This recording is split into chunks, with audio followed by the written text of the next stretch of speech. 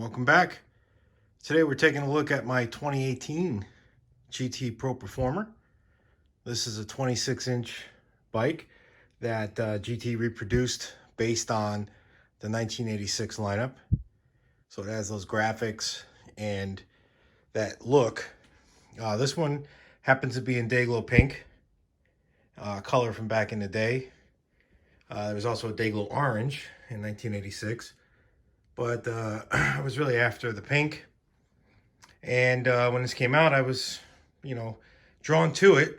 And so here it is. It's got some upgrades, which we're going to go over. So let's take a look at the parts and see what's going on here.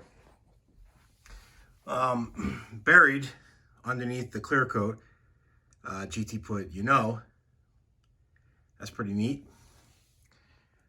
Here we have some Black Ops pegs. These were new school, designed to work with this type of frame and axle arrangement, being that these are all female axles instead of male like we were used to back in the day.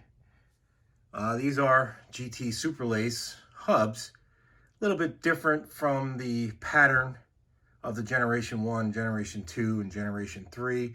This is more of like the mid-90s kind of a look. They are laced to some sort of rim in which I put Yukai stickers and some nice pink dice caps.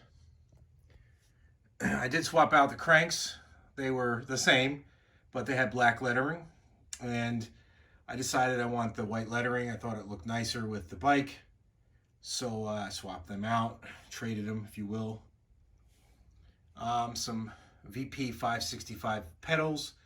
Put these on here in place of the plastic white ones. I kind of wanted the chrome look to continue, so that's what I went with. This is the standard U-brake that came with the bike. I tried to put a Diacomp 990 on here, but for some reason it just would not work. There's some clearance issues, so I decided to keep the stock brake. It works pretty well for the most part. That's a stock chain. That is a KMC. Came with the bike. We have the upgrade to the Gyro, which I added in Odyssey.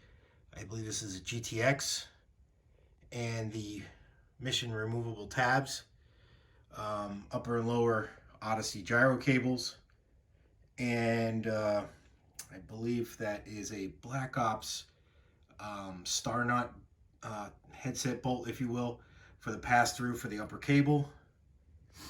Tech 7 levers in white on both sides, similar to the Tech 7s from back in the day. They are locking. Diacomp 883 repop, and that looks pretty cool. I was thinking about painting the letters, but since it doesn't actually have the Nippon on it, I didn't want to do it. But that is running through the fork. GT fork standers. These are real in chrome. And I do use them, not for tricks, but just cruising. The GT Super Lace again. These sort of have the locking collars, but they're fake, so it looks pretty neat. And again, these are, like I said, female hubs, so these bolts, they thread in. So if you want to add pegs, you got to go with like new school style pegs. But that's pretty much wraps it up. I got some donuts on here that I got from Pork Chop BMX. Makes it sort of look like a flange grip. GT tires are used. This is a rider. I do ride this bike a lot. And I got some brand new tires in the back here, ready to go for when these are done. I did add the T model decal from 1987. I thought it looked pretty neat, so I put it on there. And I did put the Made in the USA sticker from 87, which really doesn't belong on here since this bike is manufactured in China, where everything else is made. But quality-wise, it's pretty good. There are some things I'm not really super happy with. Some of the welds could be a little bit better. But this is not the Gary Turner GTs. This is the GT of Doral and things like that. So, there are going to be some things that are questionable. There is this plate underneath here that does have a GT logo in it. I guess it's a reinforcing plate. That's pretty neat. The geometry is based off of the 86, so it looks like that old style look with that single bend down, and the graphics are really cool. And that's underneath the clear coat. Same thing here for the Pro Performer and the GT stickers. All in all, it's a real head turner. I get a lot of compliments and comments. Some of them range from, hey, do they make that bike for men? Haha. To, hey, that's great. I love it. Do they make them in bigger sizes, smaller sizes? Yeah, they do. There's a 20-inch that's available now, and there's also a 29-inch. 29-inch is big, real big. So again, this is 26, and this fits me just fine. Riding wise, that seat, it's leather, hard as a rock.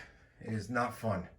I can get about 5 to 10 miles out of this thing before I don't want to sit on it anymore. So it's just something to consider if you're getting one. It's really for cruising around on a boardwalk or around your neighborhood. It's not for long hauls, but it's still great. It's nostalgic. Brings back a lot of memories. You know, check out this mallet stem. Looks like old school. It's got the GT in it. It is really neat. They did a lot of great stuff here with the detail. Made it look like the old bike. So I give them props for that. Would I recommend it? Absolutely. I think it's a great bike. It's fun to ride. You just got to watch that seat. Other than that, if you have any comments, questions, something you want to know about, something I may have forgotten to mention, let me know. I'd be more than happy to answer it. But there it is. 2018 GT Pro Performer, 26-inch Dayglow Pink. Hope you guys like it.